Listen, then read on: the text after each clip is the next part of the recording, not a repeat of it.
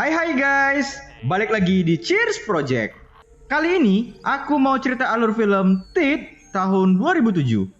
Film ini nyeritain tentang alat kelamin cewek yang punya gigi tajam. Aneh kan? Tapi ya memang kayak gitu filmnya. Jadi, selama beberapa menit ke depan, aku akan menemani aktivitas gabut kalian guys. So, stay tuned.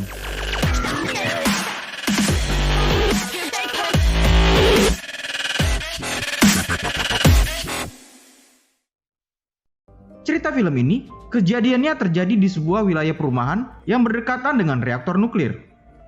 Jadi kan, ada dua bocil yang lagi main air di kolam ini. Yang cewek namanya Dawn, kalau yang cowok bernama Brad. Mereka sama-sama anak yatim. Bapak dan mama mereka saling jatuh cinta dan berencana akan hidup bareng. Pas mereka lagi main air, "Au!" Brad teriak kesakitan gara-gara jarinya tersayat berdarah. Dawn hanya terdiam polos, nggak tahu apa yang udah terjadi. Abis itu langsung muncul judul film, Teeth. Diceritakan beberapa tahun kemudian, Dawn kini udah bertumbuh besar, jadi gadis remaja yang cantik. Dia sekarang lagi jadi pembicara di acara seminar kelompok Virgin, yaitu sebuah komunitas anak remaja yang berjanji nggak akan ngelepas kesucian sampai menikah nanti. Dan sebagai simbol, mereka semua pakai cincin merah di jari manis kiri mereka. Wih, paten kali ah. Kami berjanji gak akan wik-wik sebelum menikah. Nah, kayak gitulah orang itu. Salut kali aku nengoknya. Pokoknya semua yang berhubungan dengan mantap-mantap dan pengencrotan dilarang di komunitas ini. Grepek-grepek pun dilarang. Habis itu, ada satu anak baru pindahan. Cowok ganteng, namanya Toby. Tengok-tengokan lah si Dawn dan Toby ini. Saling terpesona orang ini dua. Ya namanya juga anak muda ya kan. Hormon mulai bergejolak kalau udah nengok yang bening dikit. Baliklah si Dawn ke rumah dengan sepeda fiksinya. Mamanya kini lagi masa pengobatan karena lagi sakit-sakitan. Kalau bisa dibilang parah lah sakit mamanya ini. Waktu Dawn mau mandi, si Brad malah ngeprank dia. Ini dia si Brad, saudara tirinya yang di awal film tadi. Jambang kau geng, kayak Wolverine kau kambing. Ada-ada aja. Udah jadi berandalan lah pokoknya si Brad ini. Gak sekolah, tatoan, tindean. Pokoknya bedalah sifatnya dengan si Dawn. Besok paginya, Dawn kena bully sama murid-murid sekolah gara-gara dia ikut komunitas Virgin. Dengan sabar dia nerima ejekan itu. Bahkan waktu pelajaran biologi tentang alat kelamin, si Dawn juga diejekin sama kawan sekelasnya. Tapi Toby membelanya. Dan Dawn jadi tersipu malu. Oh, cocuit. Ulu. Pas pulang sekolah, nonton bioskop lah orang ini. Double date gitu. Gara-gara nengok kawannya yang lagi cipoan, jadi terangsang juga orangnya dua. Tapi mereka berusaha sekuat mungkin nahan godaan itu. Pulang dari bioskop, mereka langsung pergi ke danau. Di goa danau ini sering dipakai sama anak-anak muda buat mantap-mantap. Ya karena penasaran, makanya main-main orang ini ke tempat itu. Di tepi danau, si Dawn sama si Toby saling curhat di sana. Sepulang dari danau, ketika udah di rumah, waktu mau tidur malam, terlintas pula pikiran kotor di otak Dawn. Dia ngebayangin kalau lagi malam pertama dengan Toby. Pas Dawn mau colok donatnya, mendadak dia tersadar kalau hal yang mau dia lakukan adalah dosa. Ya nggak jadilah dia colok-colok anunya. Keesokan hari, selesai jam olahraga renang, Toby dan Dawn telepon-teleponan. Mereka buat kesepakatan untuk saling jaga jarak, biar mereka bisa nahan diri dari godaan mantap-mantap. Suatu saat, waktu Dawn lagi baca buku di kamarnya, dia ngedengar suara desahan dari kamar Brad. Yang ternyata Brad lagi ngen sama pacarnya. Sebelahan pula kamar orang dua. Ya terganggu lah si Dawn dengan suara tempat tidur yang goyang-goyang. Dawn nasihatin Brad buat jaga sikapnya di rumah.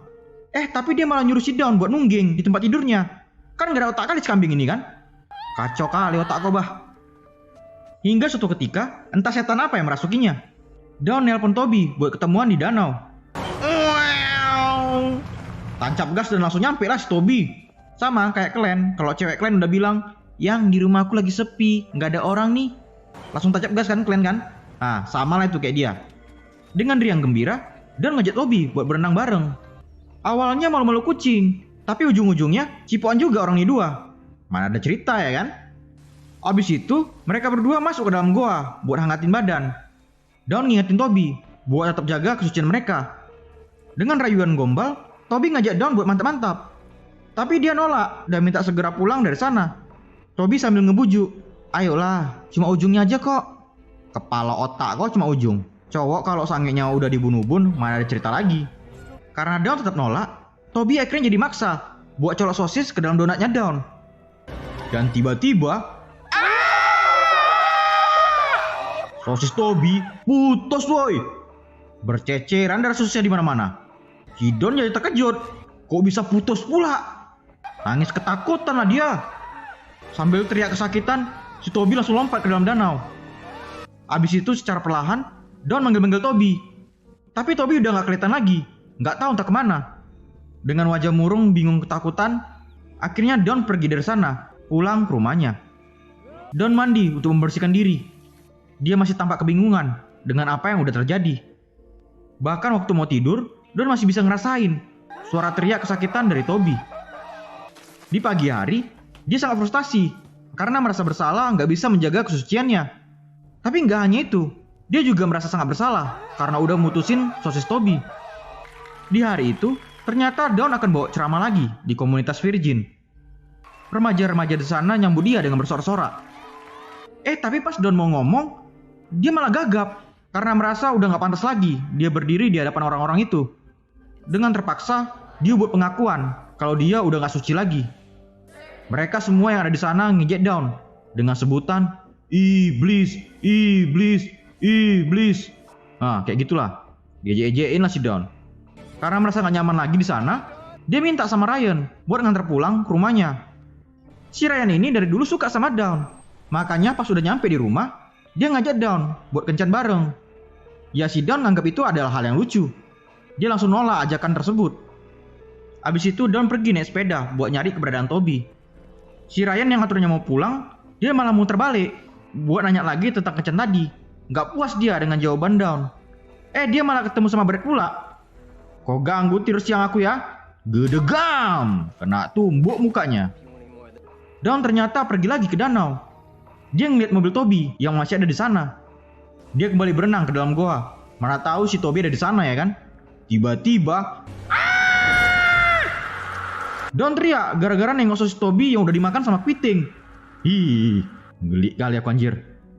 Abis itu, karena merasa udah gak suci lagi, Dawn naik ke atas tebing buat ngebuang cincin janji suci komunitas Virginia. Sesampainya di rumah, penasaran lah dia sama donatnya. Kok bisa pula kemarin putus sosis Toby?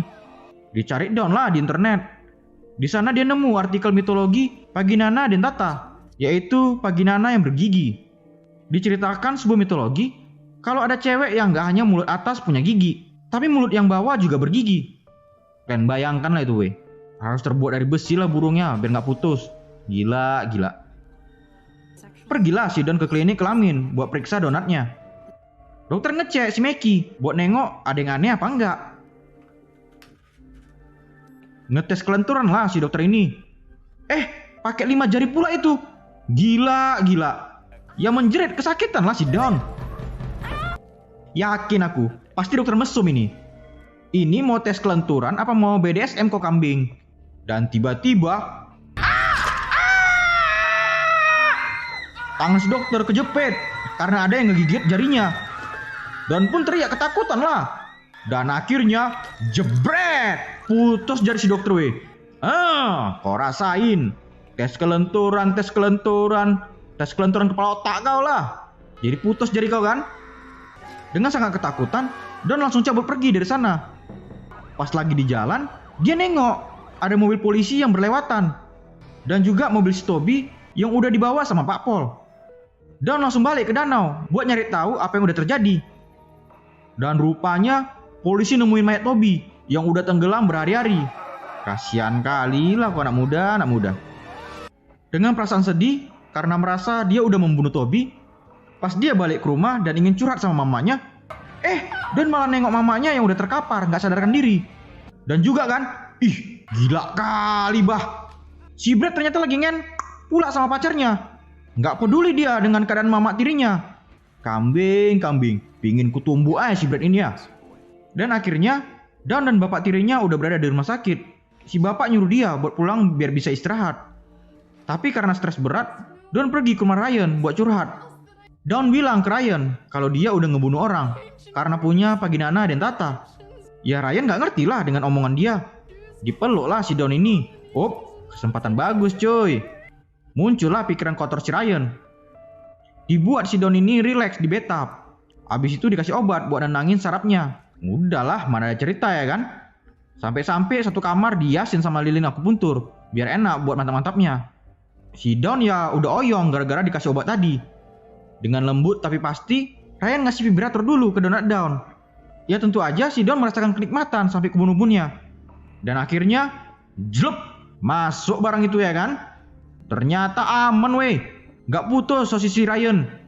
Kayak gitu rupanya. Kalau Dawn nyaman pas mantap-mantap, si Mickey juga gak akan ngamuk dan mutusin sosis orang. Di tempat lain, tepatnya di rumah mayat, dokter dan detektif nemuin ada semacam gigi tajam nyangkut di sosisnya Toby. Kalian lihat lah ini weh, apa gak ngeri kali ya kan? Pantes lah bisa putus tuh titit. Gila, besar kali gigi ya geng. Keesokan pagi, saat Dawn mau balik ke rumah sakit, Ryan ngajak buat mantap-mantap lagi dengan nunjukin vibrator lagi sama dia. Ya tentu aja Dawn tergoda. Dengan senyum genit ketagihan, mereka dua mantap-mantap lagi dengan aman dan terkendali. Abis itu, mendadak telepon Ryan bunyi. Dan ternyata ketahuan lah, dia lagi buat taruhan sama kawannya. Kalau dia bisa nidurin Dawn yang terkenal dengan kesuciannya. Tahu hal itu, jadi ngamuk lah si Dawn. Jebret! Langsung putus pidongko kan? Udah paten padahal, bisa kau jinakkan paginana dan tatanya. Buat ulah pula kau terimalah akibatnya. Ujung-ujungnya ngadu mamak juga ya kau kambing. Mati kau situ. Di rumah si bapak mukul si Brad. Berantem orang ini dua. Gara-gara kejadian semalam, Mama Dawn ternyata udah meninggal dunia. Nyawanya gak terselamatkan lagi. Karena merasa tersudut, Brad ngeluarin anjing ganas Rottweilernya. Dan leher si bapak pun langsung diterkam sama anjing itu. Memang binatang kau ya Brad. Sanggup kali kau. Pas lagi digigit, si Brad buat pengakuan sama bapaknya. Kalau dia dulu pas kecil suka sama Dawn. Tapi bapaknya malah nikahin mamanya Dawn. Yang ngebuat dia dan Dawn jadi saudara tiri. Itulah yang ngebuat dia jadi berandalan. Dan gak peduli lagi sama mereka. Tapi ya karena dia takut masuk penjara, akhirnya dia ngelepasin gigitan anjing Rottweilernya. Setibanya di rumah sakit, Dawn meluk bapak tirinya. Dia sangat terpukul dengan kepergian mamanya. Dan gak sengaja dia ngelihat leher si bapak yang terluka parah akibat gigitan. Di situ si Melanie pacarnya Brad juga minta maaf. Pas malam kemarin itu, dia sebenarnya mau bantuin nolong mamanya. Tapi dilarang sama si Brad dan maksa dia buat mantap-mantapan aja. Jadi ngamuk lah si Dawn tahu hal itu. Dia langsung balik ke rumahnya. Berdandan dia biar makin cantik. Habis itu, dia masuk ke kamar Brad buat godain dia. Si Brad yang memang udah gak ada lagi otaknya, langsung gercep lah buat mantap-mantapan sama saudara tirinya itu. Tapi sebelumnya, Brad tampak waspada karena dia teringat dengan kejadian pas bocil dulu. Jadi dulu pas kecil yang di awal film tadi, tangannya terluka gara-gara dia nyolok jarinya ke lubang donat Dawn. Maunya putus aja jari kau ya. Dari kecil aja udah mesum kau kambing. Karena ditengok kalau donatnya aman-aman aja, nggak ada yang aneh, langsung digaskan dia lah. Jelup, masuk barang itu ya kan. Awalnya aman-aman aja. Dan tiba-tiba, jebret! Pidongko! Rasain. Kok senang kali aku ya? Bertindik bah sosis kau. Gila kali memang kau ya. Dia nyuruh anjingnya buat nerekam Dawn. Tapi si anjing malah menghiraukan dan malah makan sosisnya Brad. Gelik kali aku bah. Dimakan sosisnya sama si anjing. Dengan rasa puas, Dawn pergi ninggalin Brad yang udah berceceran dengan darah. Dia pergi dari rumahnya, gak tahu entah mau kemana. Lagi blank pikirannya sekarang. Di tengah jalan, rusak pula sepedanya. Karena kebingungan, dia minta tumpangan sama mobil yang lewat.